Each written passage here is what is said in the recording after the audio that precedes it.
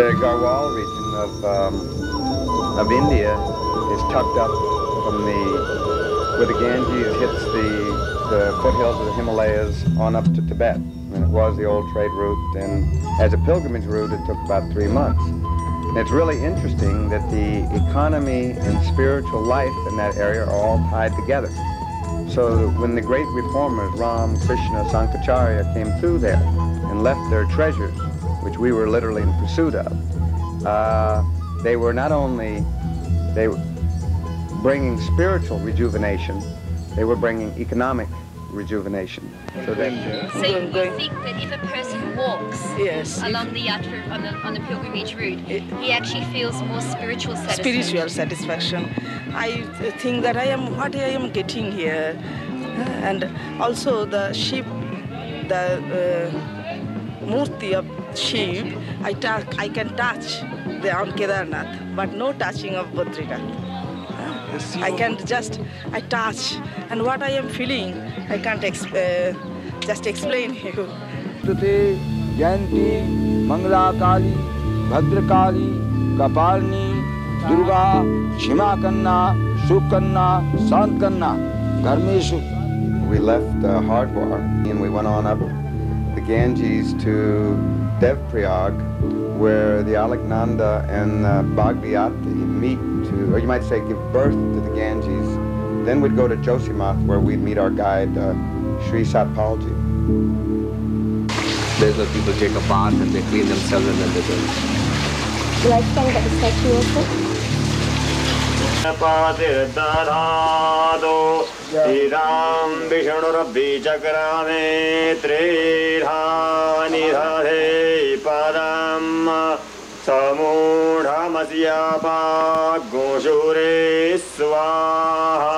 Made by Lord Krishna, and the statue inside is of Lord Badrinath.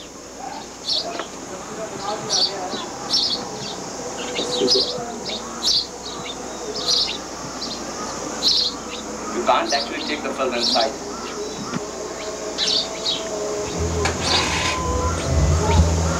And the proof of that is that there is a Ghantakar here.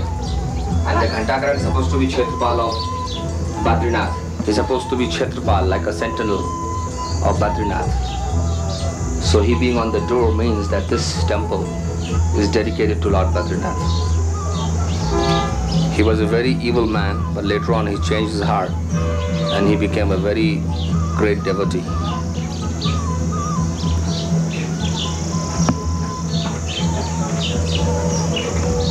Up till now, the temple in Joshimath, the Vasudev temple, they said that Krishna established this temple, they accept that, but they say the statues of Vasudev. Now what they are saying, now recently, within 1 year span, okay, because a team came from South India, scholars came from South India, and they had a Sanskrit book, in palm leaves. And they were reading everything and they were searching, what the things are, where the places are. And they came down to this temple and they said that this is not Vasudev temple, this is temple of Badrinath, established by Krishna. This again verifies my point. So the priest in the temple said, how do you say this? And they said, there must be a temple of Ghantakara. Ghantakara is supposed to be the sentinel guard of Badrinath. So right there you were filming that thing, that is Ghantakara. So if you study that picture, that Narsingh temple picture, and you study his arm like that, he's sitting like this. Okay? Right there is a chakra, if you see, and that is a fossil. So that statue, Narsingh temple statue, if you look closely, it is actually a fossil of some prehistoric, being. And the beauty with that is that it's like a form of an embryo. There is no face, there is nothing, it's like an embryo. So from your own faith or from your own ideology, you can, mean that statue to be anything. That is why they say that nobody made the statue. It was found in the earth, crust of the earth. And this here is a very unique statue of Lord Shiva and Parvati. Before the marriage, the Parvati is standing on the right, and after the marriage, she'll go on the left.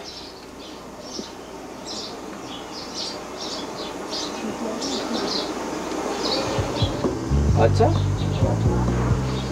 Suvere?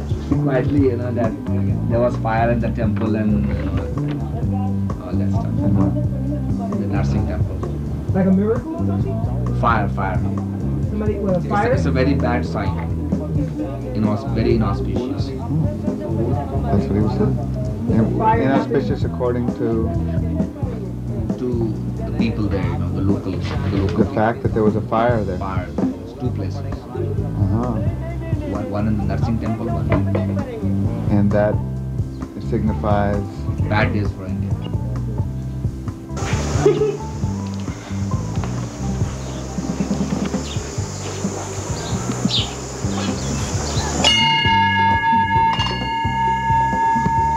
Don't do this, please. Seriously. Did you ring the bell again?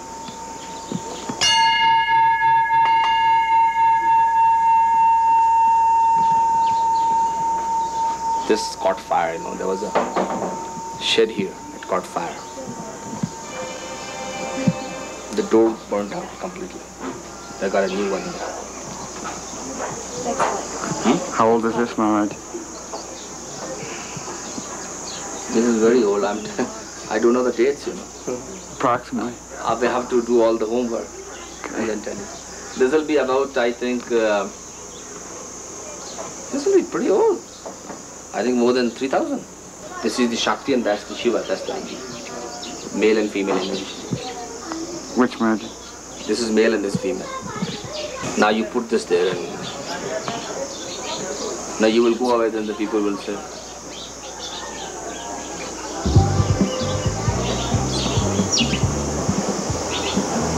Take this picture. It's telling a very important thing.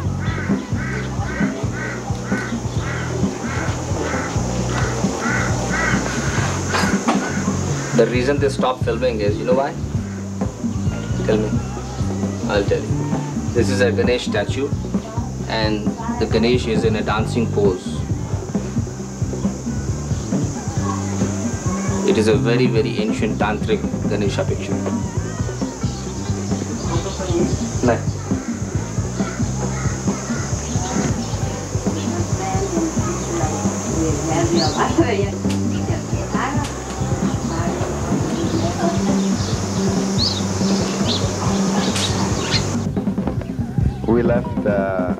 We left Josimat and we headed up to Niti Valley, which is about the same altitude, I think about 7,000 feet. It's near Tibet, and there's some hot springs there that have got all kinds of significance, you know. And Maharaji was driving, he was driving fast, and we were taking turns going to the rear of the Jeep losing our cookies. On our return, Satpal explained to us how the Niti Valley figured into the prophecies associated with that really incredibly mysterious statue of Narsingh that's at Josimat. This is what they say, that if the hand breaks off, then the two mountains will come together. So what I say is that this is more like a balance, you know, they're talking about nature. So much of pollution, so much of shifting of the earth is taking place with the nuclear explosion, things like that. If the arm breaks, it's very true, we have reached a critical point. Because the arm is very, very thin, and it shows that where we are, the earth will shift. And which is very true with the Himalayas, because the Himalayas is growing every year, 2 or 3 inches, because of this continental drift.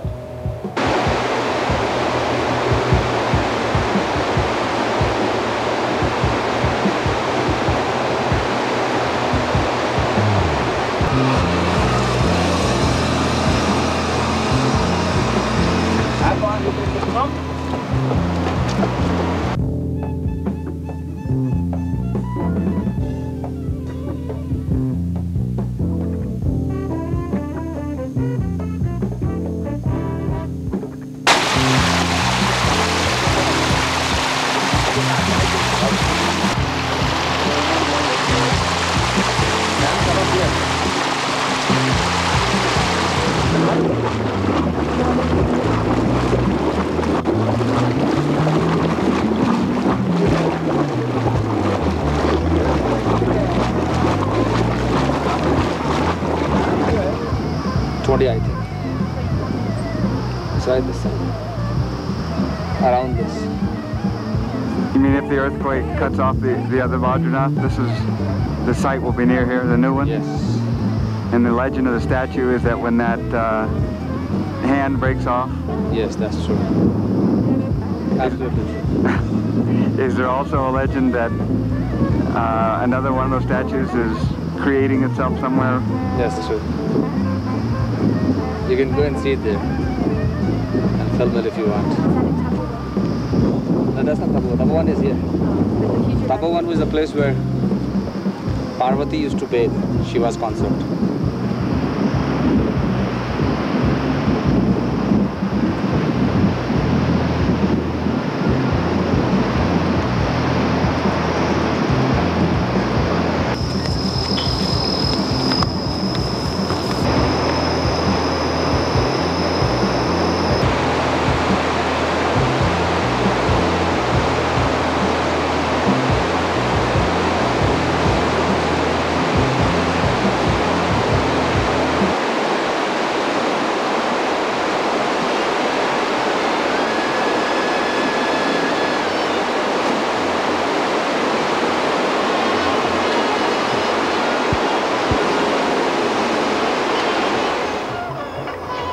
We arrived at Badrinath, 12,000 feet, near Tibet, and it's a town that's been the apex of spiritual pilgrimages for millenniums.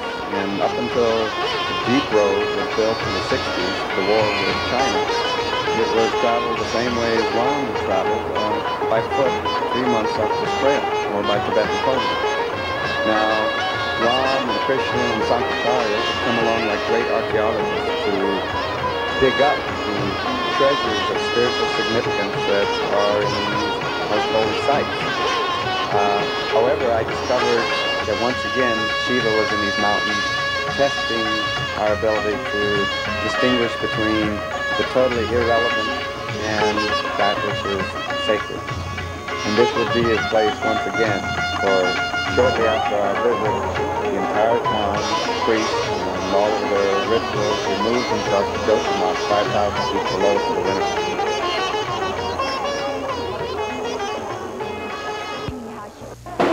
I am sitting with the chief priest of Badrinath temple, Mr. Ravalji,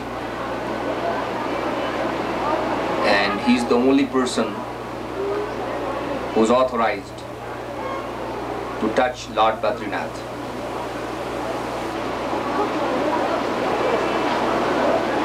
He worships Badrinath, he bathes him, he clothes him, and it is his duty to perform all the rituals.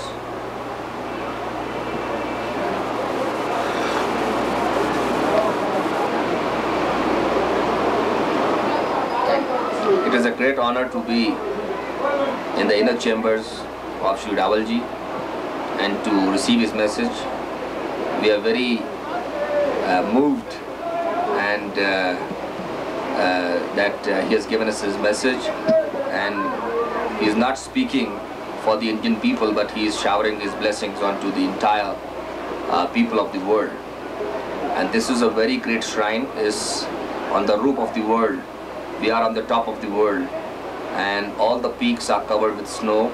It's very cold here, and it's amazing to see that even at these heights and passing a great difficulty on a great train, people still remember God. They did not forget God, they still remembered God, and they sat here and meditated. Lord Badrinath was the first Sadguru to impart knowledge and to meditate here for 1,000 years, and then he had the power enough to kill the evil god called the Sahasra Kavach Danav.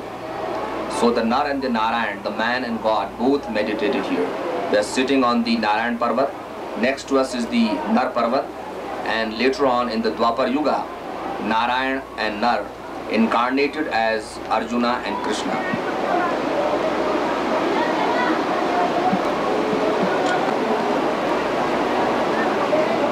The role of the committee is to function like a servant and to facilitate all the pilgrims who come here, who come with a long cherished desire to to see Badrinath and to spend some moments and to have the glimpse of Badrinath and to spend some moments here in this holy shrine.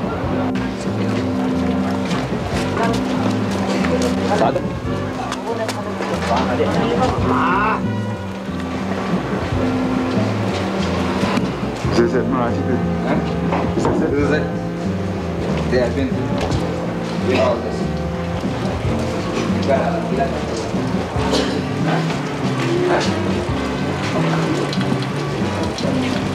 Maharaj.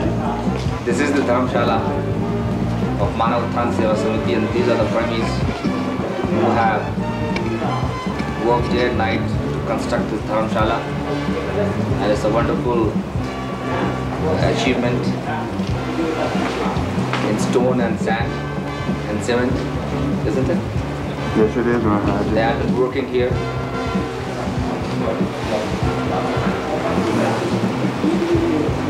And they have completed this in a very short time. Shuru completed on the 4th of June. They started this, and it's very near completion. It contains a hall for the poor people who have nowhere to go, and then the upper floor contains some rooms for families. It's a very small venture. Also started a Padyatra from here. This was Bharat Jago Padyatra. We traveled a distance of about 700 kilometers, and right from the door we started a Padyatra, which culminated in Delhi.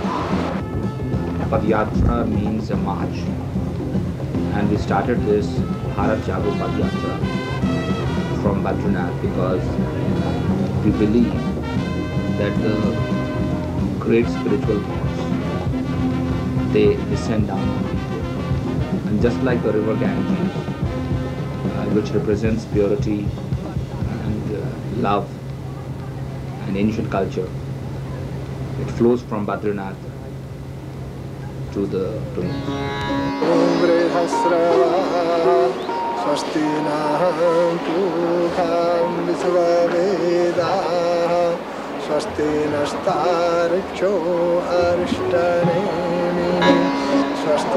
So to say something now, Maharaj. Some final closing remark would be appropriate now. This is Narayan Parvat, the mountain of the god, and that's Nag Parvat, the mountain of the man. And we will from here go to the mountain of the man and then descend from this height. These are all the snow-covered peaks.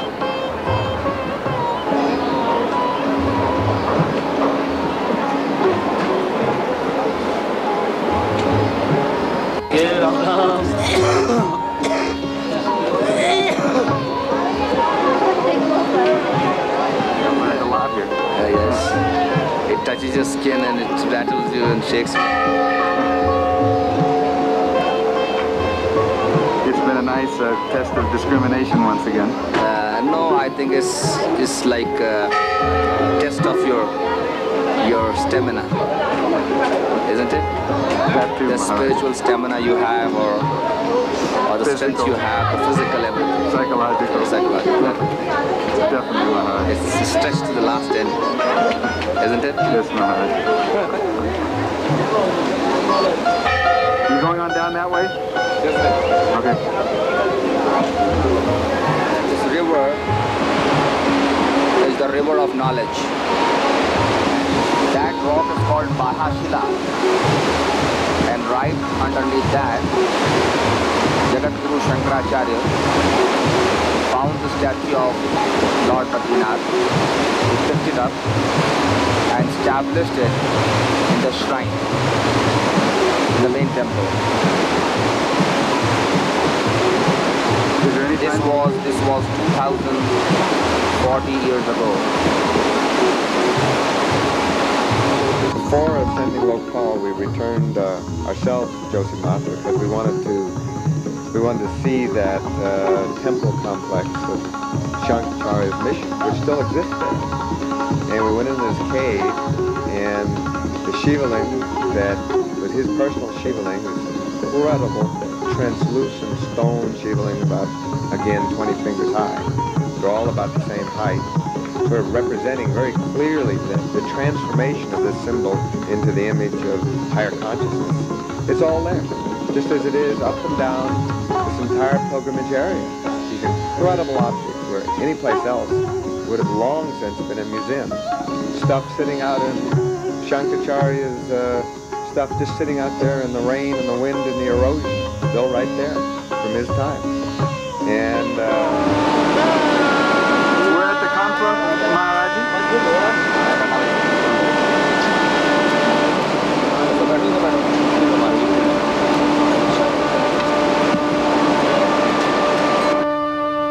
we began our trek up to Lokpal by foot and by pony, because this is one area that's exactly like the entire region was up until the 1960s. The only way you can go to this pilgrimage site is by foot or by pony. There's no cars here. And it's been like that for at least 3,000 years. Now, the people in this area, the entire region, the Garhwalis, are believed to be descendants of nobility from the plains who refused to live under the Mughal occupation. They farm in this amazingly lush valley, which is uniquely protected from the fierce Himalayan winds, and they provide for the pilgrims, just as... Where are we now, Maharaji? Pulna. It's called Pulna. It's a 9-month village. They come for here for 9 months and then they go up on the mountain for 3 months.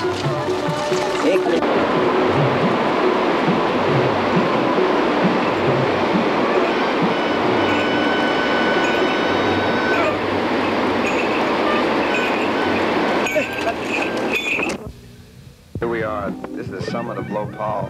It's a little under 15,000 feet in the Himalayas. And there's a little temple there to Lakshman that Hindus have been coming for well over 3,000 years. And there was a little statue there. And that statue, equally old. A few years ago, someone wanted to replace that little temple. They broke the statue. A week later, the man who did it was dead.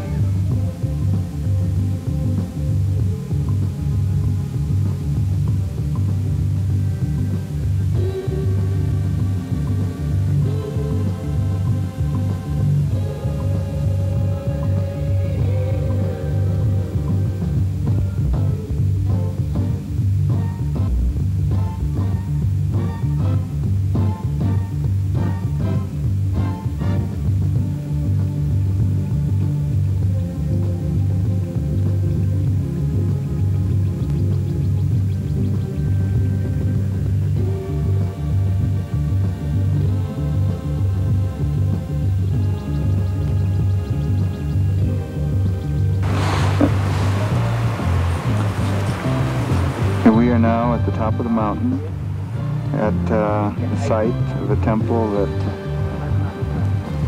Ram's brother, Lakshman, came and meditated at.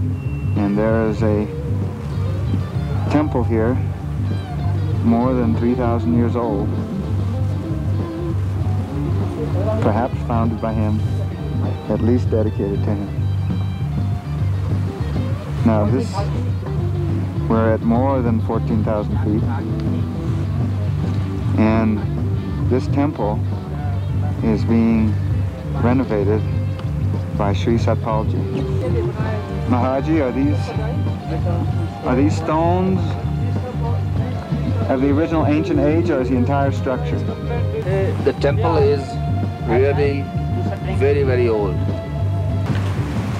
This lake is called Dand Pushkarni, and this temple is of Lakshman Ji, who was Lord Rama's brother. And right on my left we have the Gurudwara, where Guru Gobind Singh Ji meditated. Is this going to be a dharamshala over here, Maharaji? Dharamshala, yeah, the old one. Old one? Yes, the old one. About how old do we think? That's not very old. Very old, there is no record for that. Climb onto the peaks now.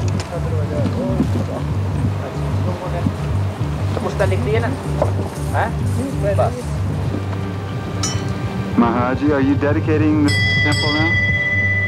Yes, I'm pledging the temple now, dedicating the temple to Lakshman Ji. On my right I have the Durga Mata, the Shakti. On the left is Lakshman Ji. You can see his black statue.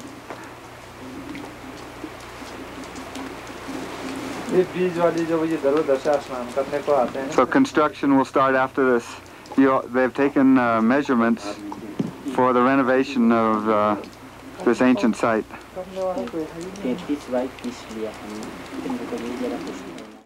It's next day, and it's a beautiful day. There's snow up on the pass where we were at Lakshman's temple, and nobody can get in there, however. One of the really unique things about this area is the way that spiritual life and economic life are intertwined together. If one of them is out of balance, so is the other. And I think that there's something very radical about that possibility that is still in this region, just as it was when the great reformers walked these mountains thousands of years before.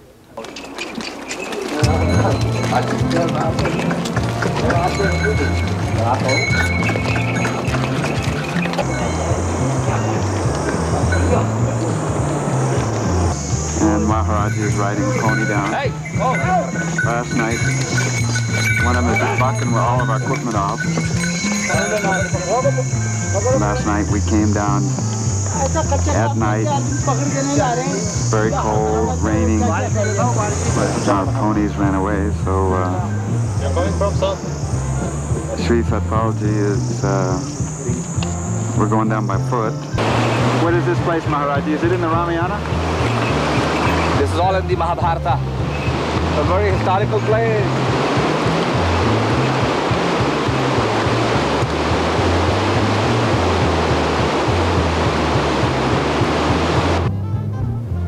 To reach a common man who doesn't have television, who doesn't have radio, who's just like a simple farmer working in a field.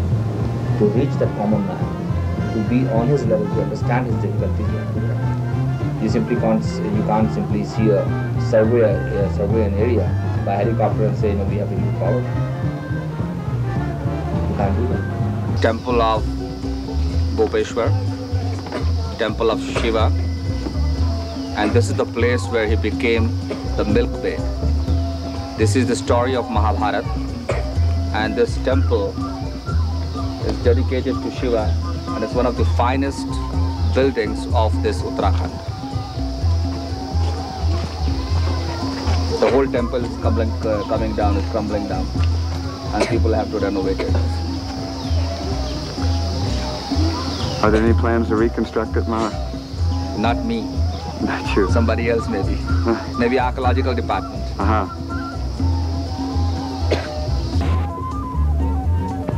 Here we returned to Rishikesh, which is where the Ganges reaches the plains and slows down and becomes that giant broad river that we know. For millenniums, people of all faiths have been coming into these mountains, which to them is the center of life of the planet, representing the higher consciousness of a man, coming to be purified. But all I know is I'm not pure. I was cold, my socks were wet.